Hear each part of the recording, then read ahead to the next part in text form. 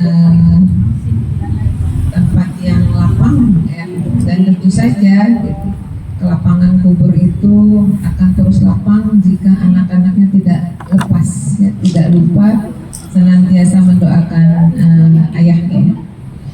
Ibu-ibu yang dirahmati Allah, Jibril pernah berwasiat kepada Nabi SAW yang wasiatnya sudah sering kita dengar ya. Isma syi'ta wa innaka mayyitun. Hiduplah sesukamu tapi ingat engkau akan mati. Jadi mati ya, kematian itu sesuatu yang hak ya. Cuma kapan, dimana dan bagaimana itu menjadi rahasia Allah. Kematian itu pasti, kapan, dimana, bagaimana itu adalah menjadi rahasia Allah. Kita tidak pernah tahu kapan kita akan meninggal ya. Karena wafat itu tidak harus tua ya. Orang yang meninggal itu nggak harus yang udah tua gitu ya, ya bisa jadi usia kita ya, nggak tahu nih, apa jangan-jangan besok gitu, tapi jangan dong gitu ya, apa jangan-jangan minggu depan, apa bulan depan, apa tahun depan gitu, kita nggak pernah tahu, karena memang kapan itu menjadi rahasianya Allah. Kalau kapan itu berarti bicara waktu. Kapan ya? Sekarang umur misalnya 51 ya.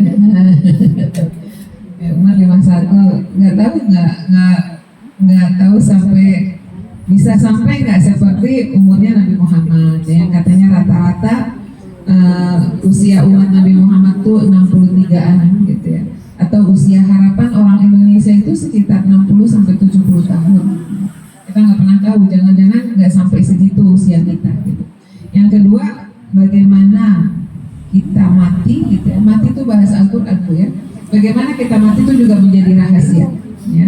Nggak harus sakit dulu gitu ya. Ada orang yang nggak sakit nggak apa-apaan tuh meninggal gitu ya. Lalu ada juga ya, tidak harus sakit, tidak harus tua gitu. Jadi bagaimana kita mati itu kita nggak pernah tahu gitu ya. Kapan kita mati kita nggak pernah tahu gitu. Yang ketiga, tempat di mana kita mati kita juga nggak pernah tahu, nggak bakal tahu di mana kita mati.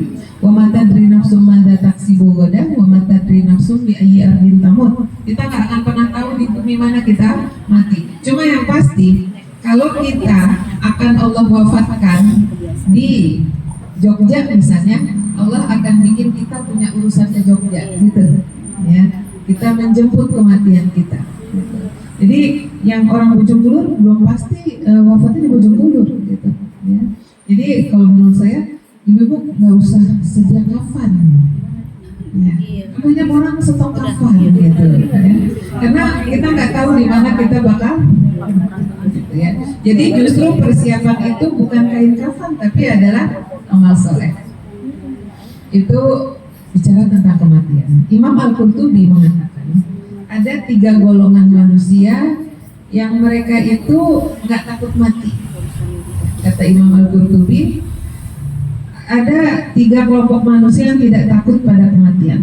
Pertama, orang kafir, orang musyrik, ya, orang kafir tidak takut mati. Kenapa tidak takut mati? Ya, karena mereka tidak mengerti ada apa setelah kematian. Mereka nggak tahu nih nanti setelah mati ada apaan. Mereka nggak tahu. Ya. Mereka nggak punya syariat ke situ, gitu. Mereka nggak punya syariat, nggak punya iman kepada hari akhir itu nggak ada. Gitu. Sehingga mereka akhirnya nggak takut mati. Makanya kita lihat di TV tuh Bu, ada apa olahraganya orang-orang kafir itu ekstrim gitu. Ya dulu ada acara apa namanya tuh, yang jalan di atas tinggi banget gitu, yang sangat beresiko itu kalau jatuh mati. Nah mereka nggak takut, karena bagi mereka kematian adalah fase kehidupan yang harus dilalui. Oh ya nanti hidup setelah itu mati, udah selesai gitu. Ya, mereka nggak ngerti ada apa setelah kematian, sehingga akhirnya nggak takut mati, sehingga akhirnya olahraganya ekstrim, ya itu yang ngeri banget lah kalau kita ngelihat mereka sangat berani. Kedua, golongan manusia yang tidak takut mati itu adalah orang-orang yang tekanan hidupnya tinggi, pondasinya lemah. Seperti di Jerman, Jepang, Korea, angka kematian tinggi, bunuh diri tinggi. Kenapa tinggi? Ya, tekanan hidup sangat besar, ya, kayak di Jepang itu, ya, tekanan hidup sangat besar, pekerjaan itu beban pekerjaan sangat besar, tapi pondasinya lemah, keimanannya lemah sekali, ya. Bisa dibilang tidak memiliki keimanan, sehingga ketika beban kerja sangat berat, lebih memilih bunuh diri. Ya. Tapi kita lihat Bu, negara-negara yang mengalami konflik, ya, Palestina, Suriah, tidak ada angka kematian karena bunuh diri, tidak ada. Kenapa demikian? Karena pondasinya kuat, gimana kokoh. Nggak ada itu yang teriak-teriak untuk nggak ada gitu. Cuma mengatakan selalu itu kata tardo, ya Allah nggak masalah, dikasih ujian terus, yang penting engkau ridho ya Allah, terus ya seperti itu. Kenapa demikian? Karena pondasinya sangat kuat. Yang ketiga, golongan yang tidak takut mati itu adalah orang beriman. Bagi orang beriman, kematian itu adalah pintu gerbang mendapatkan panen. Gitu. Kan di dunia ini kan sholat, puasa, zakat, sedekah, taklim, nah nanti panen Bu, panen sholat, panen puasa, panen zakat, panen sedekah, panen tuh. Ya.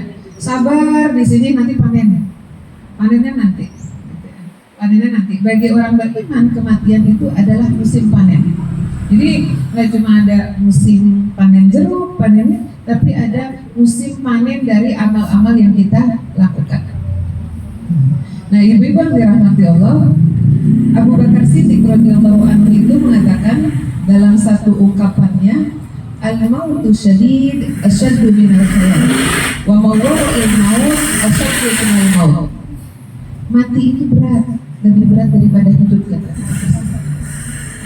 Wa mawra'il maut, kesudahan mati lebih berat daripada mati itu sendiri. Makanya dalam Al-Quran dikatakan kullu nafsin dha'iqatul maut. Setiap yang bernyawa akan merasakan kematian. Jadi kematian itu ada rasanya. Rasanya apa? Rasanya sakit. Makanya orang yang sakaratul maut disebut sakarat. Apa arti sakarat? Mabuk, Bu. Sakaratul maut itu mabuk kematian. Sakarat itu artinya mabuk. Sakrat, orang-orang yang sakrat, mabuk itu. Nah, orang yang mati itu menjelang kematian itu disebut sakaratul maut. Kenapa mabuk kematian dia? Dia nggak sadar apa-apa gitu kalau kita menghadapi orang yang dalam kondisi sakaratul maut. Dia maaf ya, sampai keluar kotoran apa semua karena dia lagi mabuk kematian. Oke, kita berdoa kepada Allah ya, Allahumma hawwin alaina fi sakaratil maut. Minta diringankan sakaratul maut karena kematian berat. Dan Nabi SAW itu mengalami itu. Ya, ketika beliau sakaratul maut, dia mengatakan kepada Jibril, wahai Jibril, sakit ya, gitu. Sakit sekali sakaratul maut itu. Nabi merasakan sakaratul maut. Nah, kematian kata Abu Bakar Siddiq, al-mautu syadid, kematian itu berat, sakit, syadid. Ya, al-mautu syadid asyaddu minal hayat. Dia lebih berat daripada hidup. Nah, orang yang nggak tahu ngerasa hidup berat lebih memilih mati. Padahal mati lebih berat daripada hidup. Kasihan orang yang bunuh diri gitu. Karena ya ada di Mutiara itu kan anak usia 21 tahun ya, anak laki.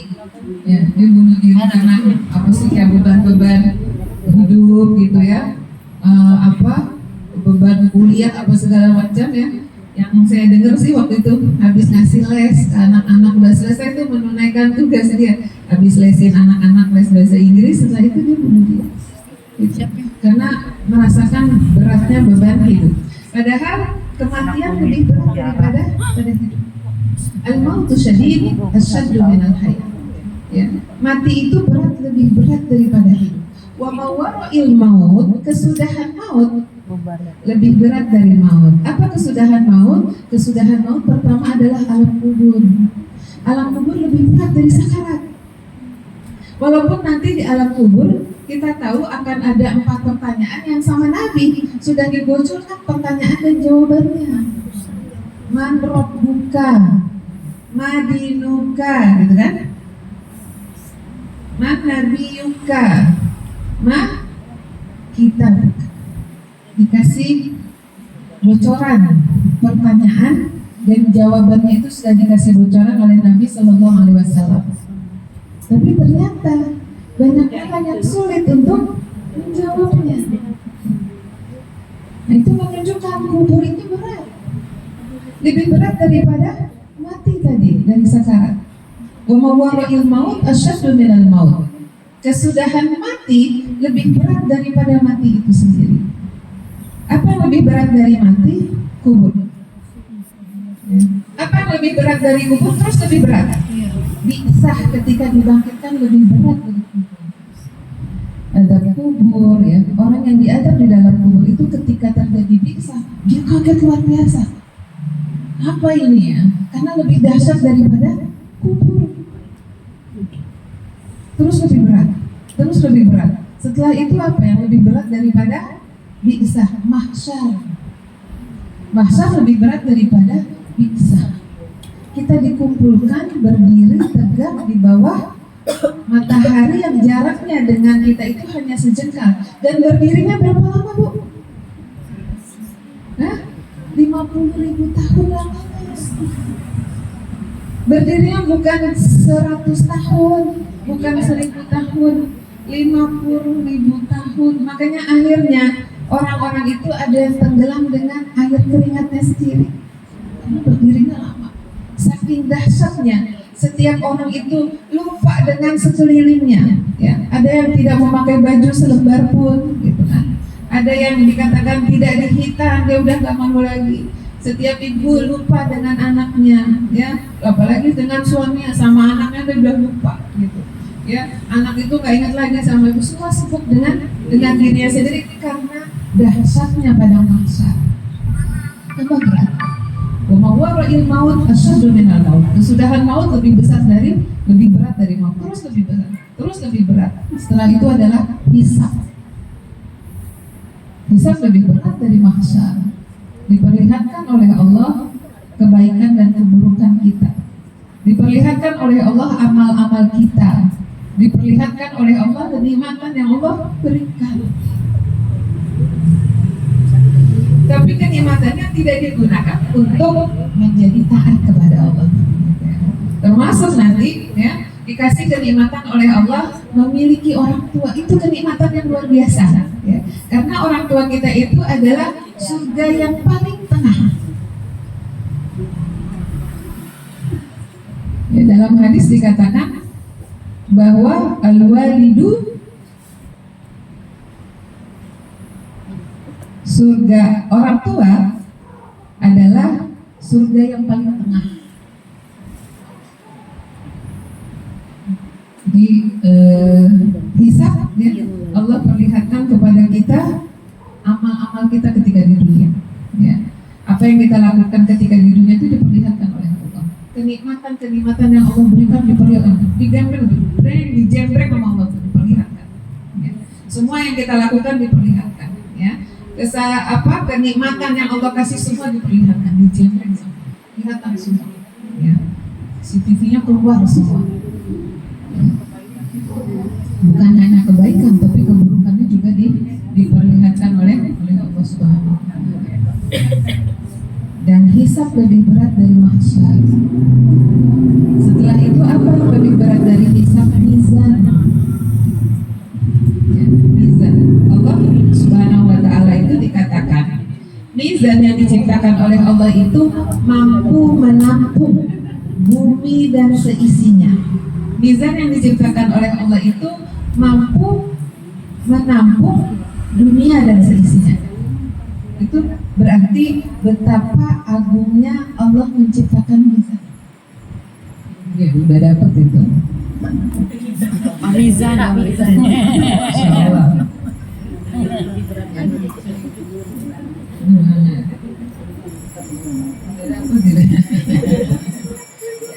Jadi dikatakan bahwa mizan itu sangat agung.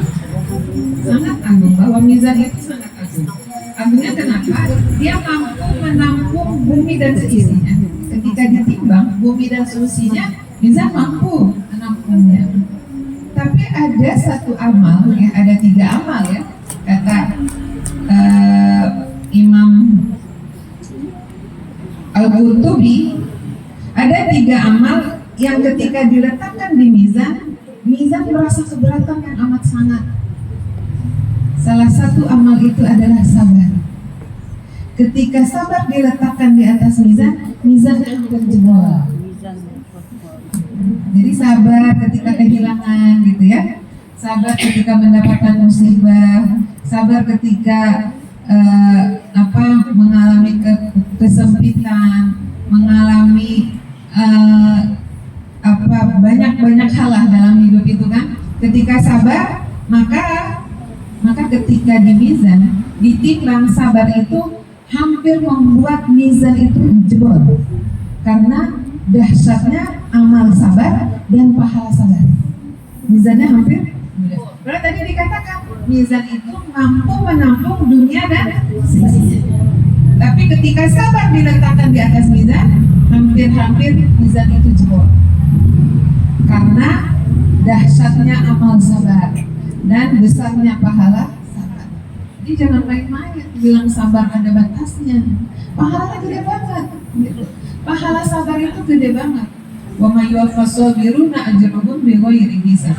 Bahwa pahala sabar itu tidak berbatas. Sebagaimana pahala yang tidak berbatas, maka kesabaran itu bisa tidak berbatas. Jadi salah kalau kita bilang sabar ada batasnya. Pahalanya gede banget. Pahala itu besar banget. Ketika diletakkan di mizan hampir jebol. Itu 3 amal ya.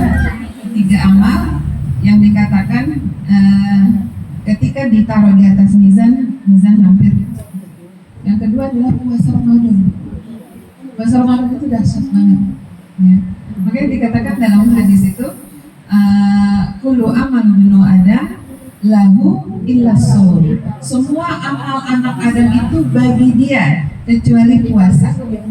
Shaumuli wa ana ajzi bihi, kata Allah. Puasa itu untukku dan aku sendiri yang akan memberi pahalanya.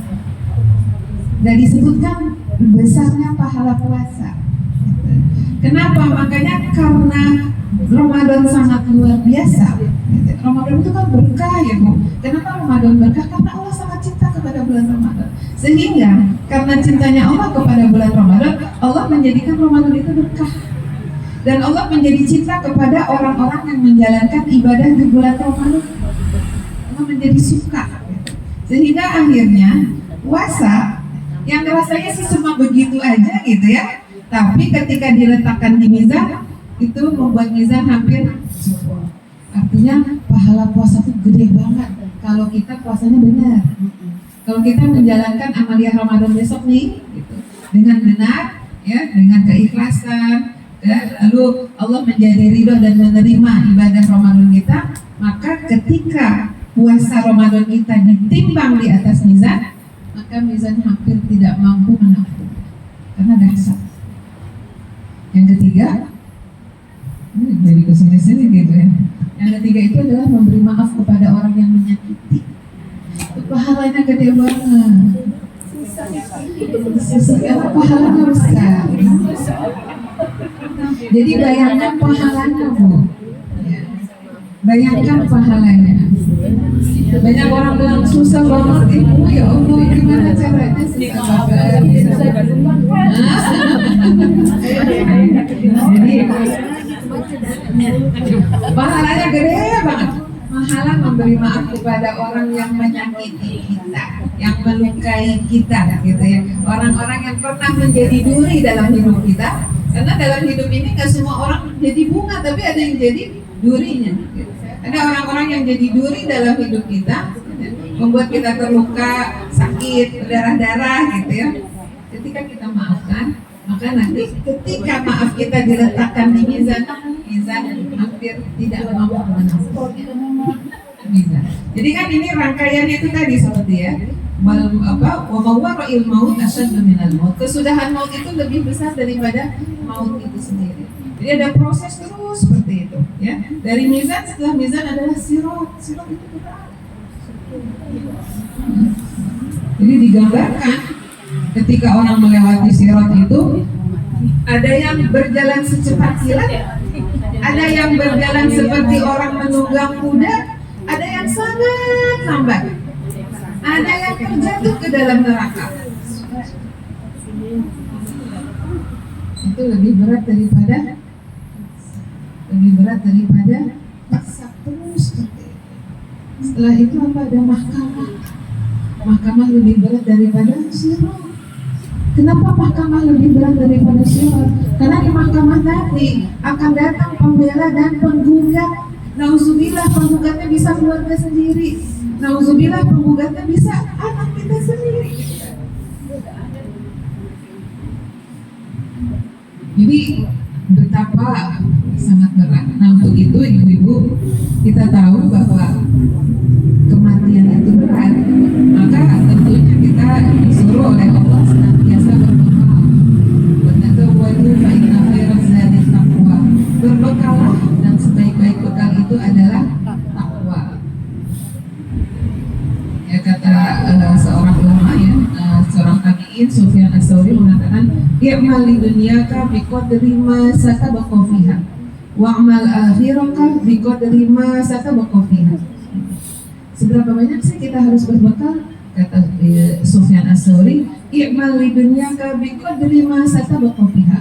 Beramallah untuk dunia sekedar engkau akan hidup berapa lama di dunia. Dan beramallah untuk akhirat sekedar engkau akan hidup berapa lama di akhirat. Berapa lama kita hidup di dunia?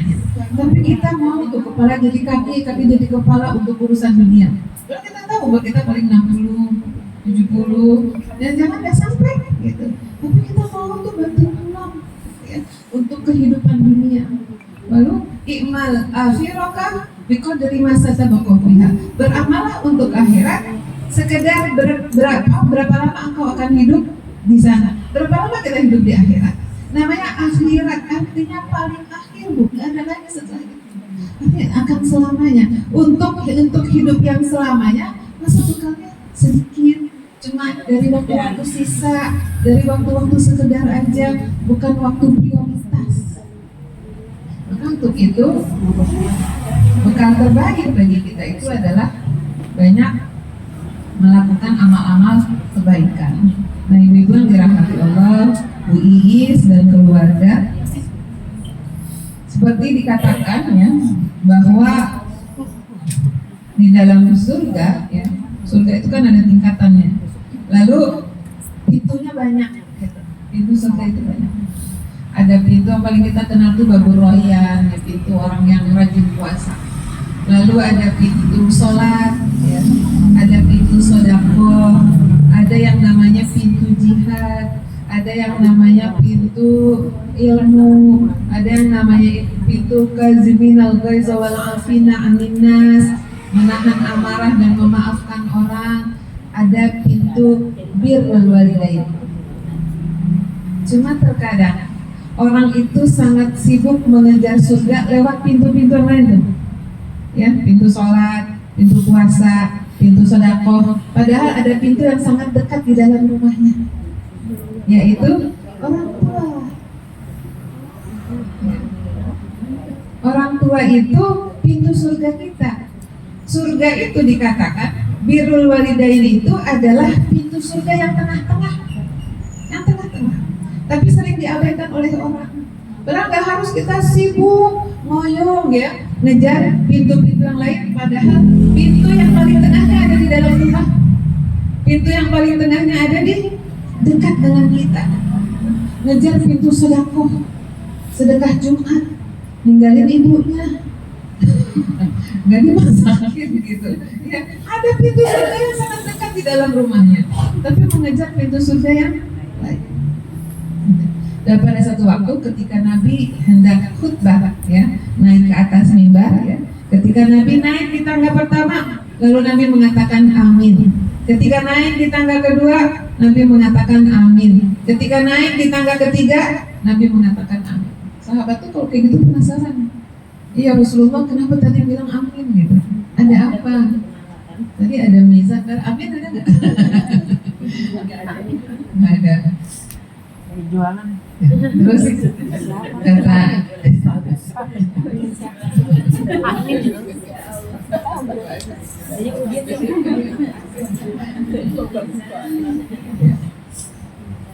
kata Nabi SAW, kata dia, ketika aku baru naik tangga pertama, Jibril mengatakan kepadaku, sungguh celaka orang yang dia bertemu Ramadan tapi dia tidak mendapatkan ampunan dari Allah Subhanahu wa taala.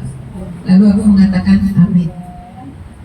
Lalu ketika aku naik di tangga kedua, Jibril mengatakan, sungguh celaka orang yang memiliki orang tua tapi dia tidak menjadikan itu menjadi wasilahnya ke surga. Dan aku mengatakan amin. Lalu ketika aku naik di tangga ketiga, Jibril mengatakan, sungguh celaka orang ketika dia mendengar namamu Muhammad disebut, dia tidak berselawat atas. Maka aku mengatakan amin. Celaka, keterlaluan orang yang memiliki orang tua tapi tidak menjadi wasilah untuk bisa sampai ke surga, itu keterlaluan. Keterlaluan orang yang memiliki orang tua yang sudah sepuh tapi tidak menjadikan itu wasilah dia sampai ke surga dan mengantarkan orang tuanya ke surga, itu keterlaluan. Ada amal yang sangat dekat di dalam rumah yang seharusnya amal itu membuat kita bisa sampai ke surga.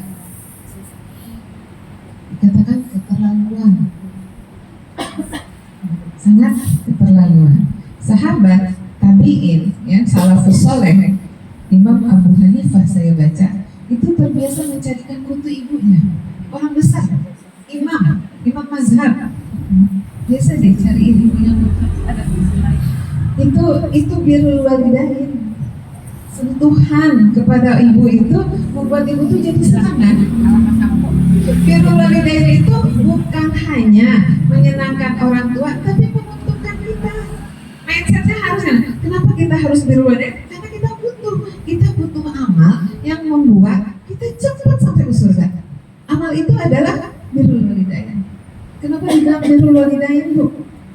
Bukan husnul walidain, bukan khair walidain, kan artinya semua baik.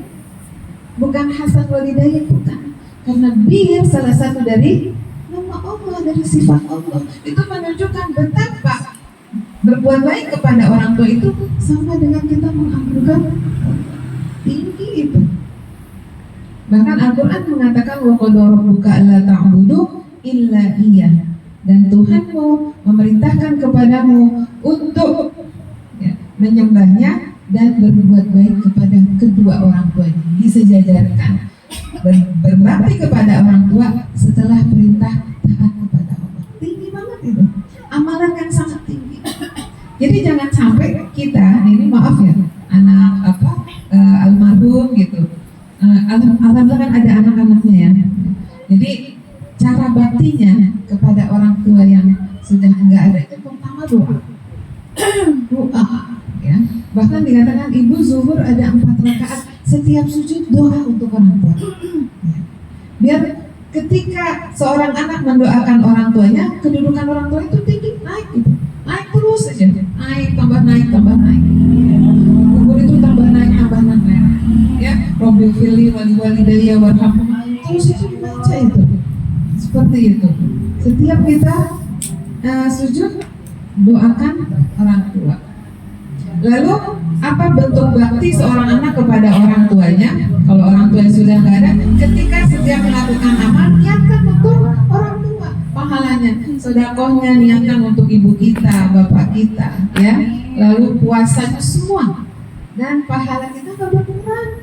Amin ya Allah. Amin. Dan orang tua kita terus mendapatkan makanan, gitu ya.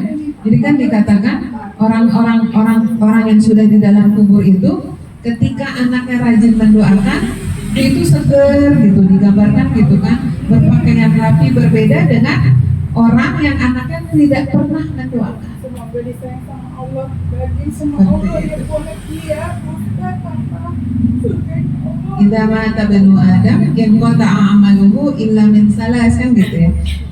Jika wafat anak Adam, inqata'a itu gini, putus. import aku amanah semua putus, tak gitu putus ya. Semua amanah putus kecuali 3, sedekah jariyah, ilmu yang bermanfaat, dan waladun soleh yad'u lah.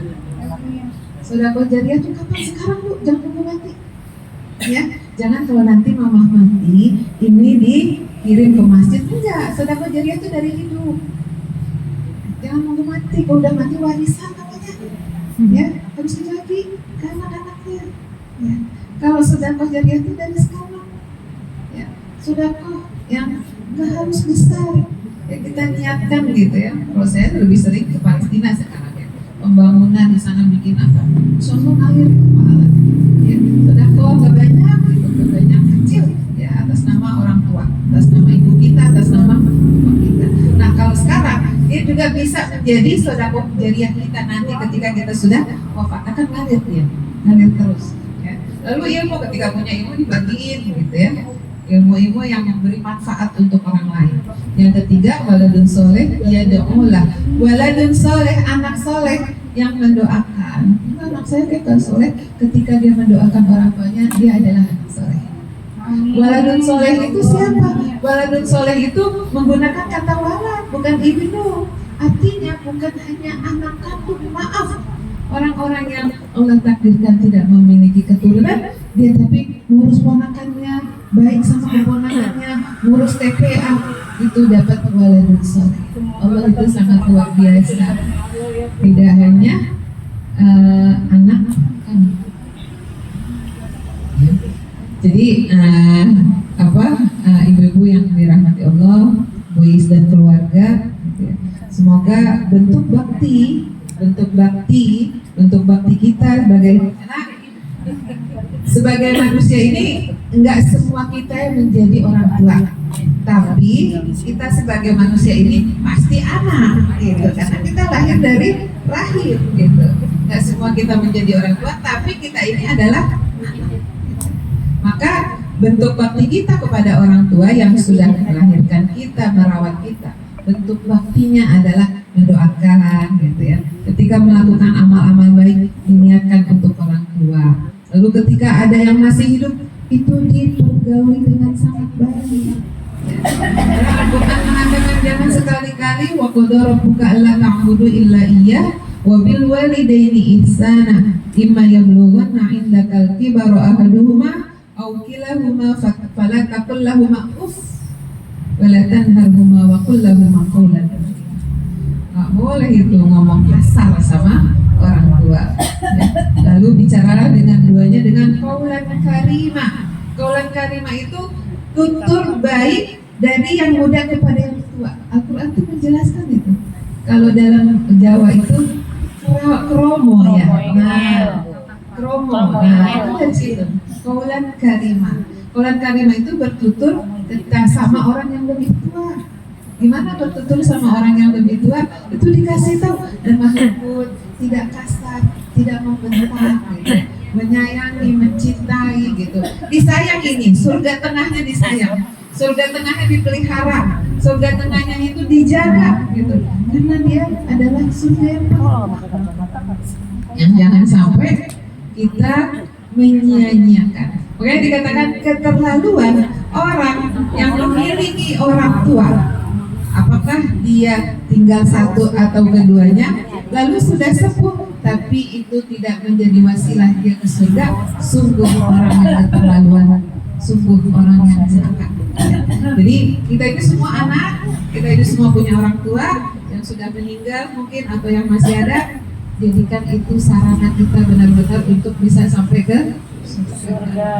Karena kan kita tahu tuh, sesudah kematian itu berat, maka butuh bekal yang cukup. Ya, salah satu bekal kata Nabi, bakti sama orang tua. Ya, maka itu menjadi bekal kita untuk bisa sampai ke surga, selamat dari proses tadi tuh. Ya, dari kubur, bisa, lalu mahsyar, lalu ada mizan, ada hisab, ada mahkamah, ya, ada sirat, supaya kita selamat dari itu semua. Dari sekarang ngumpulin amal yang banyak. Di antara amal yang cepat itu pahalanya itu dan sangat mudah itu, berbuat baik sama kedua orang tua, ya, baik baik yang masih ada walaupun ataupun yang sudah. Jadi ini pengingat buat diri kita semua, pengingat juga buat saya. Kita ini orang tua, kita ini juga adalah anak, dan ya kita berdoa setiap waktu agar orang tua kita itu semakin lapang dia tidak kubur. Amin ya Allah. Dan salah satu yang melapangkan kubur itu sering-sering baca surat Al-Mulk menjelang tidur. Surat Al-Mulk menjelang tidur itu melapangkan kubur, ya. Itu amal-amal yang boleh dilakukan itu, ya, pada amal. Jadi menjelang kubur itu membaca surat Al-Mulk. Ya, ibu-ibu cukup sekian, semoga bermanfaat, menjadi tazkirah untuk kita semua, menjadi pengingat ya, bahwa kita semua bakal mati, bahwa kita semua bakal berpisah dengan orang-orang yang kita cintai. Kan Jibril mengatakan gitu, ismasyikta, hiduplah sesukamu tapi ingat bakal mati. Lalu cintailah orang yang engkau cintai tapi ingat bakal berpisah.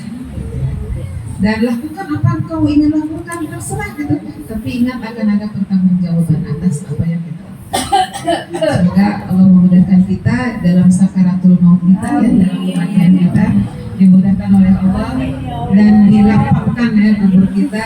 Tentu saja dari sekarang kita sudah melakukan banyak amal-amal kebaikan, sehingga nanti Allah memudahkan kita di dalam sakaratul maut dan wafatkan kita dalam husnul khatimah.